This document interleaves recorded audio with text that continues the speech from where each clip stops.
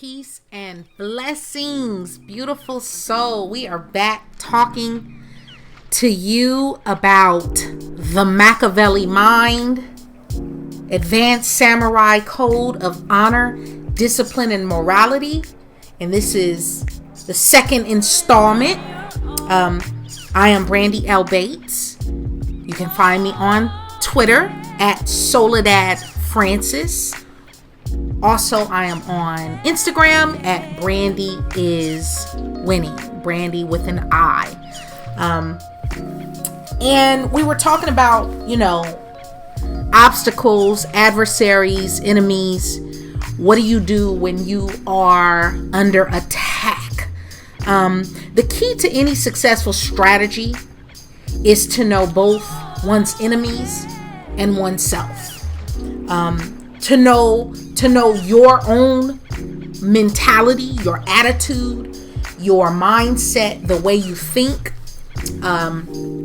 your habits, good and bad, how you do things, why you do things, what are your motivations, what are your inspirations, what is your ultimate goal? Do you have an ultimate goal? What are your dreams and aspirations and hopes? And what are your fears? That's knowing yourself, knowing oneself. And you have to also know that about your enemies and adversaries. What are their hopes? What are their dreams? What do they value? What do they hold close? What do they prioritize and put on a pedestal? Are you crushing it? Or are you being crushed? That's my question for you today. Are you crushing it, or are you being crushed? Are you crushing your goals? Are you crushing your aspirations? Are you giving your art to the world? Or is life beating you down? Are your adversaries and your enemies getting the best of you? Again, let me remind you that we're talking about dealing with being under attack, be that from an enemy, adversary, or obstacle in life. Your level of survival in this life is tied to your success, and your level of success in this life is tied to your survival skills.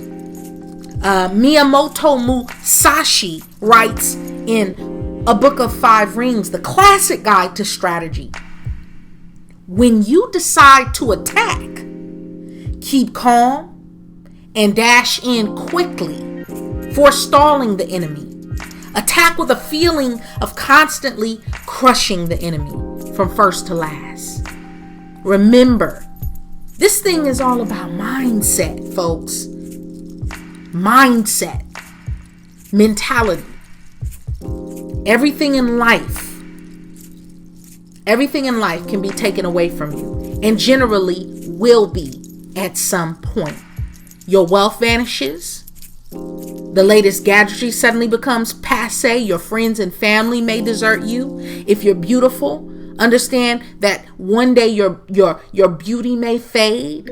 If you have a fantastic figure and physique, that may possibly fail you one day. But if your mind is armed with the art of war, there is no power that can take that away. And in the middle of a crisis, your mind will find its way to the right solution. Having superior strategies at your fingertips will give you maneuvers and help you be an irresistible force. As Sun Tzu says in The Art of War, being unconquerable lies within yourself.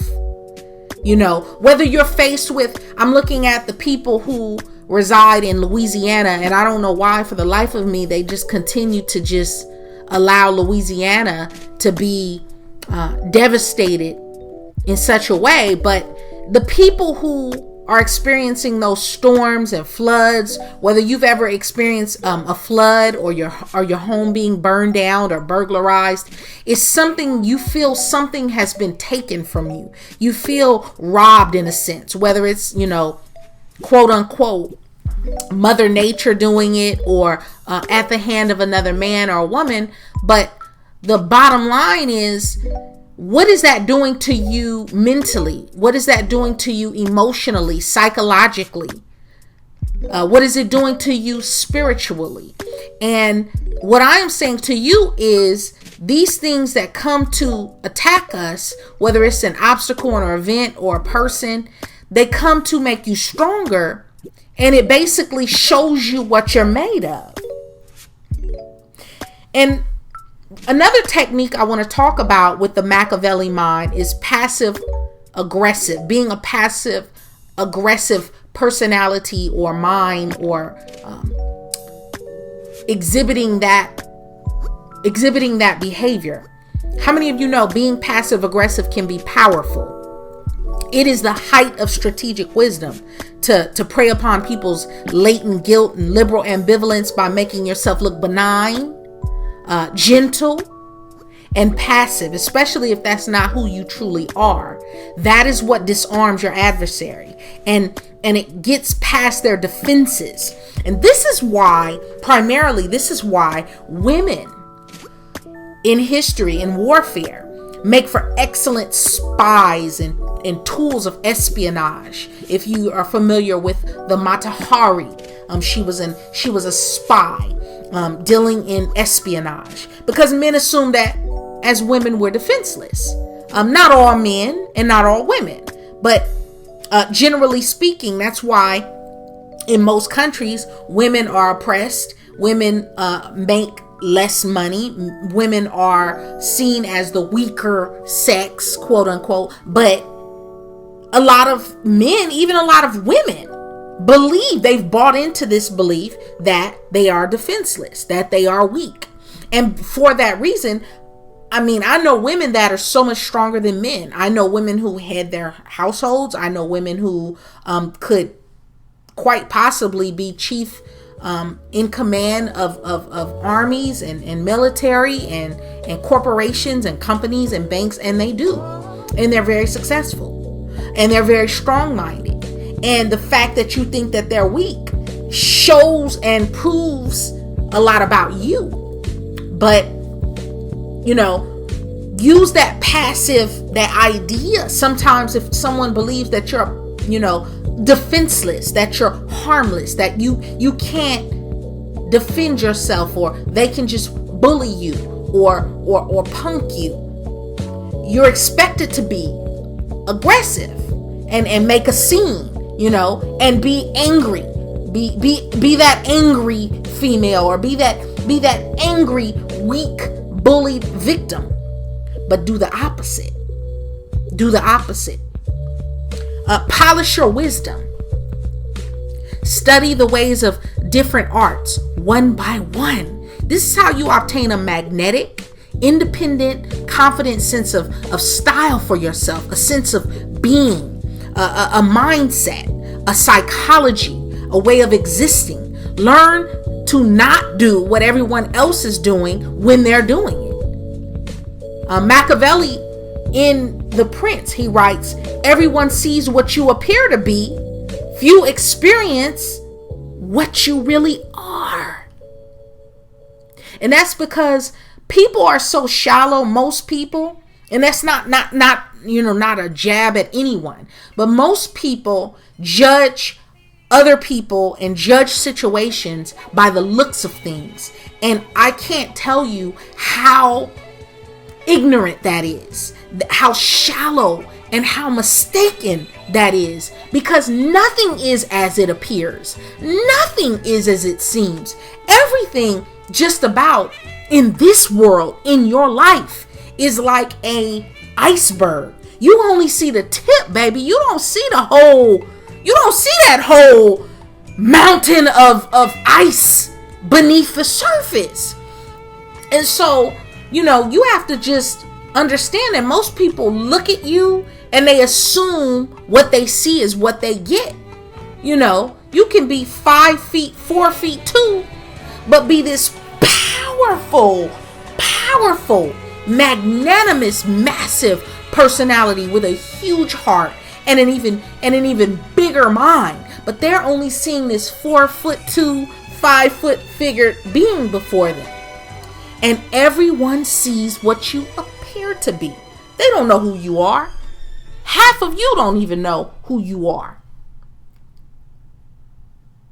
And so when we're dealing with an obstacle or an adversary or an enemy, if an injury has to be done to a man or a woman or a corporation, it should be so severe that their vengeance need not be feared. This is the Machiavelli mind. That when you get ready to get somebody up off you, you make sure they never even consider the idea of ever coming at you or coming for you ever again. You have to develop intuitive judgment and understanding for everything. And actually your past successes are your biggest obstacle. Every battle, every war is different. Every person that you meet, every relationship, every job, every career, every child that you raise, every experience is different. I don't care if it resembles the last one. It's not.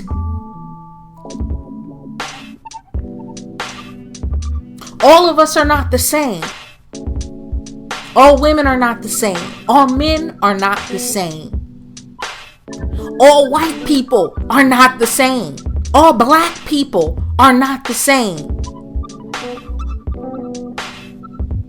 All police officers are not the same.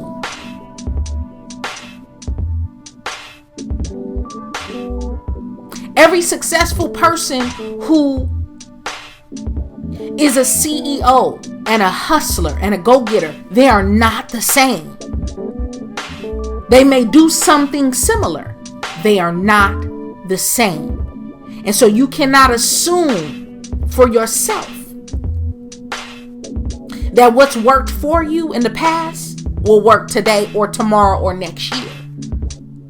And for many of us, our problem is we're doing shit that we did last year and 5 years ago and 10 years ago, thinking, oh, it worked then, it'll work now. This is what I did. I'll do this again. It's always worked. And sometimes that's what gets you fucked up. You have to observe and analyze and research and study things for what they are today in the present tense, because things are changing and evolving so quickly for us. It is your own bad strategies, not the unfair opponent or obstacle or adversary or enemy, that's to blame for your failures. You are responsible for the good and bad in your life. Sometimes I like to play devil's advocate when I'm talking to people and listening to people, and they're telling me about their situations, and they get angry because I'm looking at it like, look, from a neutral standpoint. If something is happening to you and you're allowing it to continue to happen and you're staying in the environment, or if someone is wronging you or disrespecting you or all out calling you out or trying to, ambush you. Well, what did you do or say or not do or not say to check them for them to fall back? And so it always starts, anything going on in your life starts with you. And the person with the Machiavellian mind understands, I control me. And I control anything and everything that happens in my world.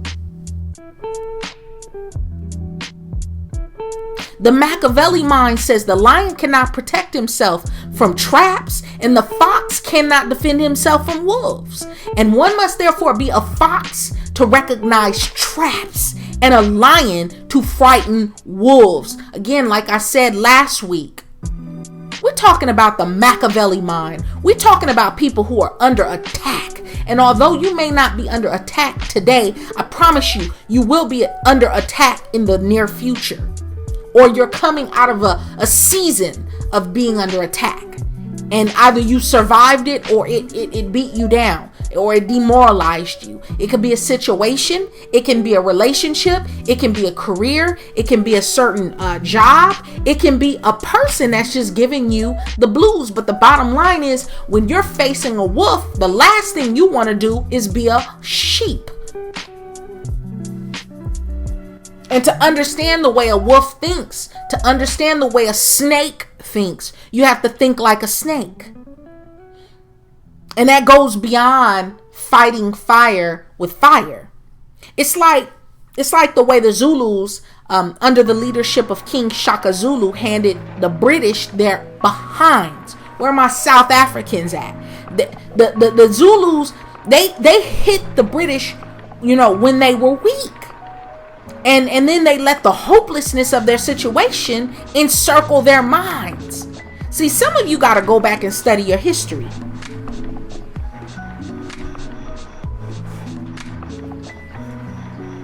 Some of you have to go back and read the history book so you can understand your strength and where you come from. Understand the strength that your ancestors exhibited. But with regards to the Zulus and Shaka Zulu and specifically, in addition to their amazing weaponry, the spear, they developed this unique spear at a time, historically that wasn't, it hadn't been used before. And they had a way of cutting off the enemy's escape routes who came to, attack them. So you have to understand, when you're under attack, you may be under attack at your job. Your job may be on the line. Your marriage may be on the line. You may be in the throes of the largest battle of your life. You may be fighting cancer. You may be fighting a disease. You may be fighting for your child. The streets may be trying to get your child. Whatever your obstacle or your enemy or your adversary is, you have to understand that you must attack them where it hurts. And you have to cut off their escape routes. And again, this is going to require you to be a bit cutthroat. And so some of you are too gentle. You're too meek. You're too kind. You're too loving. And for that, you will be taken advantage of. And there's a time to be loving and a time to be kind and a time to be sweet. But there's also a time. There's a time for everything, folks. So you must make your opponent, your enemy, that obstacle, acknowledge defeat from the bottom of their heart and utilize the gap in their defense. So that means, if you're smarter than them, outsmart them. Because a lot of us are smarter than we give ourselves credit for. If you're smart, outsmart your enemies in your situation. Outsmart it. If you're a harder worker, in the case of, those of you who are under attack on the job, at work, outwork your enemies. Come in earlier. They're coming in at 9:15, sliding in with their, with their Starbucks and sliding in with their coffee and, just getting out of the parking lot. You be there at 6 or 7. You're halfway done. I don't care if you get there and get on Facebook or do what you need to do for an hour for yourself, but get there earlier than them. Stay there later than them. Do more. Go further. Take the initiative. Where you see a way to improve the team, do so. Outwork them. In sports, there's always that team leader who goes harder and has more endurance than everyone else, and they tend to become leadership because they outwork everybody else. Most people are lazy. Most people want to sleep, kick their feet up. You know what I mean? People don't want to put in sweat equity. And you sometimes have to use that to your advantage, especially when you're when you're under attack and when you're dealing with an adversary. If you're more beautiful or you're wealthier, outclass them. And a lot of us are being outclassed by people who are more beautiful and wealthier than us, especially in a capitalistic class system. We may not have the historic case system that we see in some developing countries, but even in developed countries, so-called quote unquote first world countries, the wealthier class, the more money answers all things. And so if you have wealth, you have power. Bottom line. If you have wealth and you have money, you have freedom, you have opportunities, you have options. And so if you have those things, there is no reason why anything should be an issue for you. But put whatever strength or advantage you naturally have to maximum use in a strategy. And I hate to say this, but again, the Machiavelli mind. If you have a certain privilege, you have to learn how to use that privilege first and foremost to defend yourself against enemies and obstacles and adversaries, but also use your privilege for the greater good, because that's what you'll be remembered for. No one cares about the fact that you have more red bottoms than everybody else, or that you drive an E-Class, or that you live in a 10,000 square foot house on top of the hill, or that you have 18 degrees behind your name. What people will remember about you, your legacy will consist of what you've done for them, what you've done for the world, how you've given back, how you've made other people's lives better, more effective, more healthy, easier. That's the heart of being an influencer. So if you have beauty or wealth, or you're a hard worker, or you're smart as shit, and you're just more intelligent than the average, cookie, then use that to your advantage. This is also how Toussaint Louverture ended slavery in what is today known as Haiti. At the end of the 18th century, he liberated the island from France. And how did he do that? He used his advantage. His strength was the number of quote unquote Haitians. And he used his greater numbers to create the feeling among the French that they were hopelessly engulfed by a hostile force. How we live is so different from how we ought to live, that the person, the man or woman who studies what ought to be done rather than what is done will learn the way to his downfall rather than to his preservation. That's the Machiavelli mind. And the problem is people focus too much on how they believe things should be instead of dealing in the real world. Yeah, sure, we all should be Christ-like. We all should be exhibiting the I Ching Buddhist principles. We all should be loving as Muhammad, as Christ, as Moshe, as Moses. We all should be loving and wise and kind and love our neighbors as we love ourselves. That is not the real world. That's not the real world. That's not real life. In this society, you are living amongst killers and pedophiles and people who will take the food out of your children's mouths. And so when you come at these types of personalities with a we shall overcome type of mentality, you will be annihilated. And at the least, at the worst, you'll be annihilated and made extinct. But at a mid-level, you'll just be made redundant. You won't have any power. You'll be in existence, you'll live, but you won't have any power. You won't have any way to protect yourself and your family and your children. And we see this on television. We see this in the news every day. I don't have to tell you who's in power and who's not in power. You see it. And that's because of the world and the society we live in. And so remember, most of your power against any adversary or opponent is ultimately psychological. Some of us are our own worst enemies. We waste precious time dreaming of the future, instead of engaging in the present. That shit's not real. That pie in the sky, oh, love answers all things.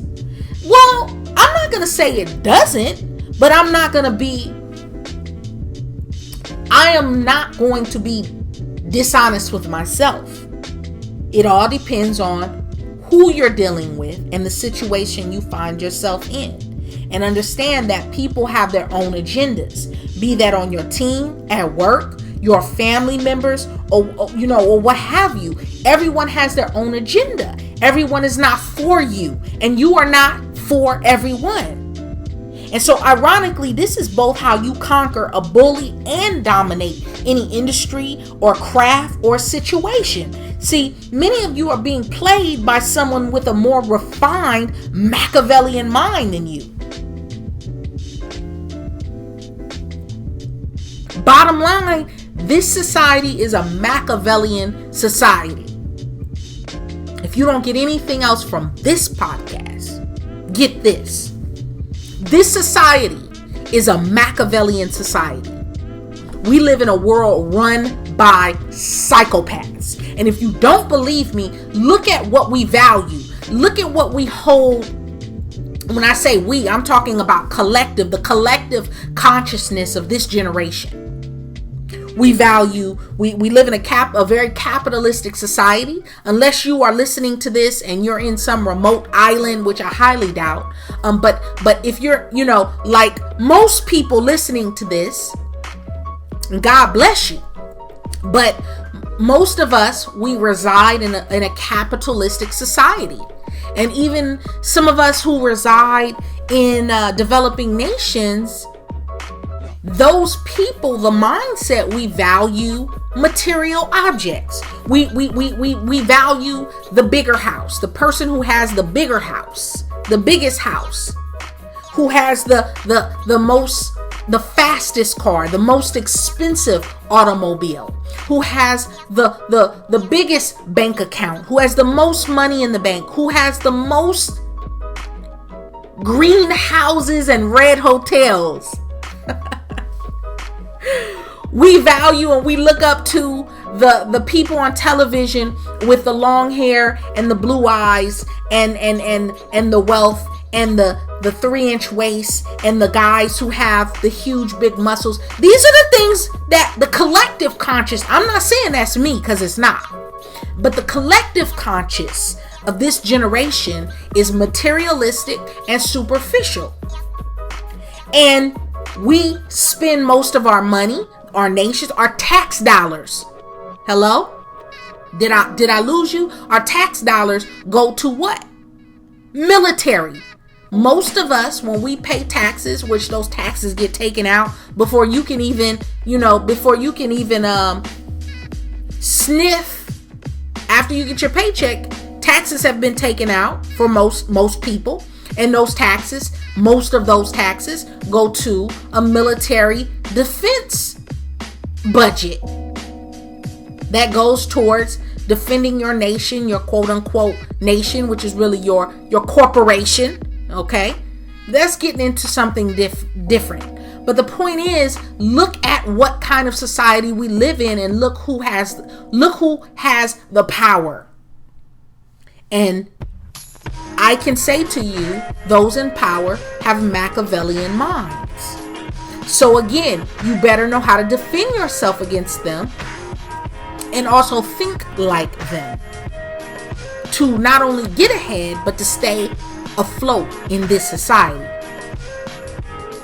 So this society, again, is a Machiavellian society from the very top of government, banking, military, finance, capitalism, all the way down to the bottom feeder.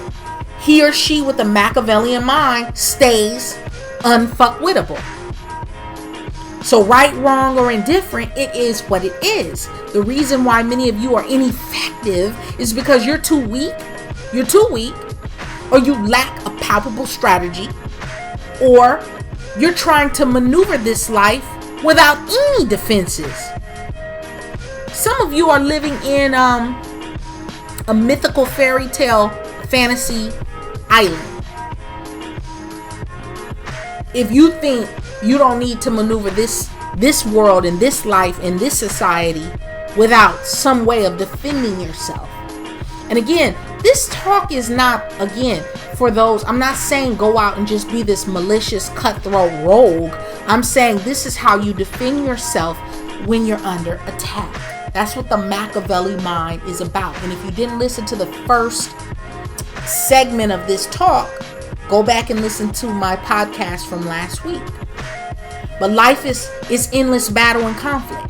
And you cannot fight effectively unless you can identify your enemies. So learn to smoke them out, to spot them by the signs and patterns that reveal hostility.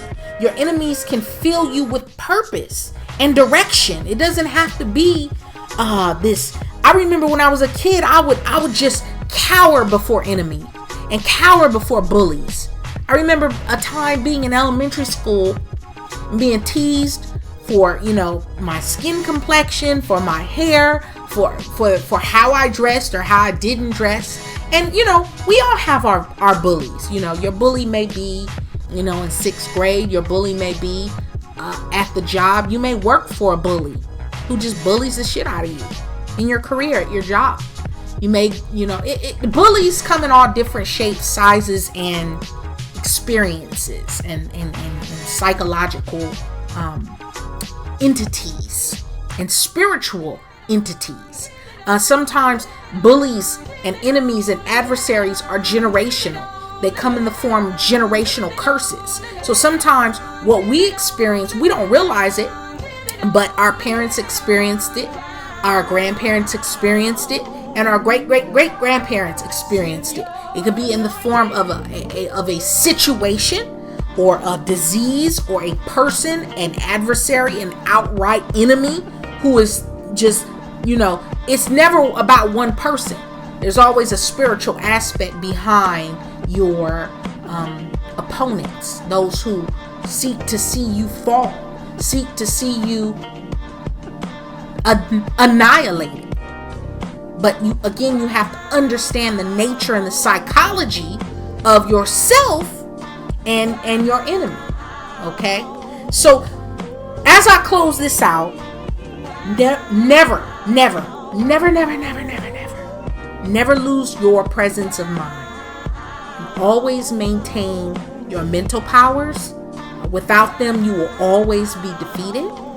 Make the mind tougher by exposing it to adversity, and learn to detach yourself from the chaos of the world, because there's always going to be chaos in this world. This world will always consist of endless wars. And again, that goes back to the fact, like I said, this world is run by psychopaths. You can choose to believe it or you can deny it. But this world is run by psychopaths.